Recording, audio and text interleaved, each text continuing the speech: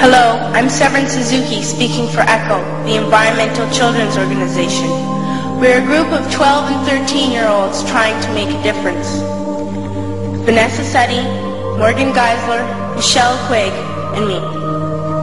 We've raised all the money to come here ourselves, to come 5,000 miles to tell you adults you must change your ways. Coming up here today, I have no hidden agenda. I am fighting for my future. Losing my future is not like losing an election or a few points on the stock market.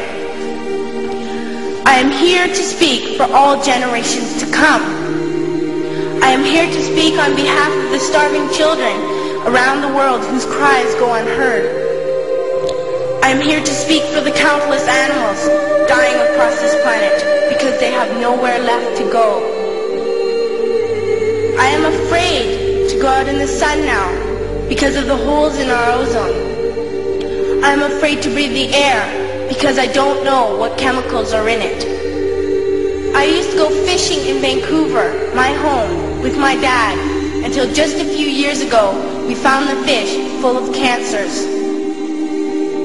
And now we hear of animals and plants going extinct, every day vanishing forever. In my life, I have dreamt of seeing the great herds of wild animals, jungles and rainforests full of birds and butterflies. But now I wonder if they will even exist for my children to see. Did you have to worry of these things when you were my age? All this is happening before our eyes, and yet we act as if we have all the time we want and all the solutions. I'm only a child and I don't have all the solutions. But I want you to realize, neither do you. You don't know how to fix the holes in our ozone layer. You don't know how to bring the salmon back up a dead stream. You don't know how to bring back an animal now extinct. And you can't bring back the forest that once grew where there is now a desert. If you don't know how to fix it, please stop breaking it. Here, you may be delegates of your government, business people, organizers, reporters, or politicians, but really, your mothers and fathers, sisters and brothers, aunts and uncles, and all of you are someone's child. I'm only a child, yet I know we are all part of a family, 5 billion strong, in fact 30 million species strong. And borders and governments will never change that.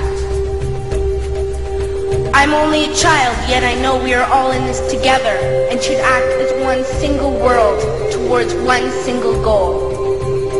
In my anger, I am not blind, and in my fear, I am not afraid of telling the world how I feel.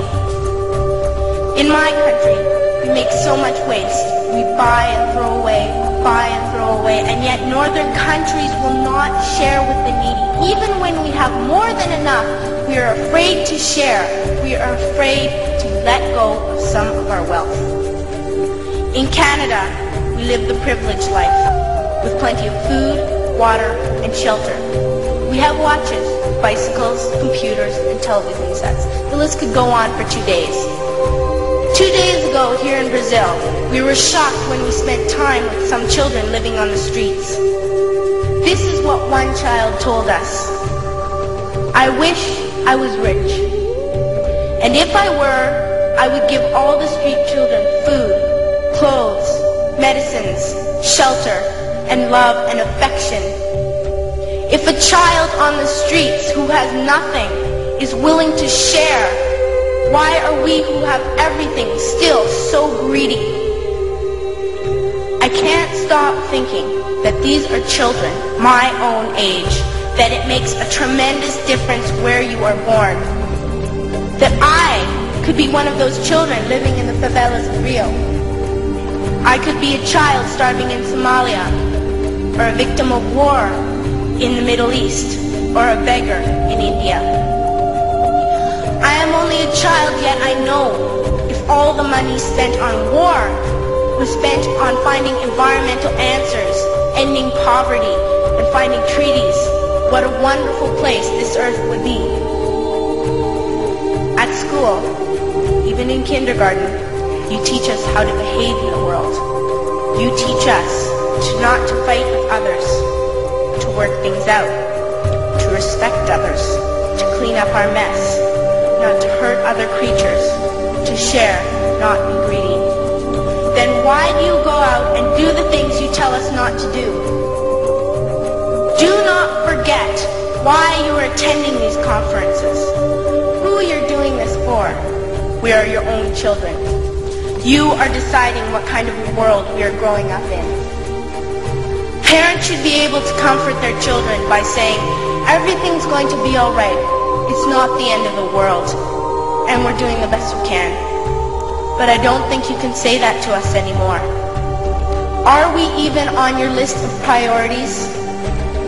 My dad always says, you are what you do, not what you say. Well, what you do makes me cry at night. You grown-ups say you love us, but I challenge you, please, make your actions reflect your words. Thank you.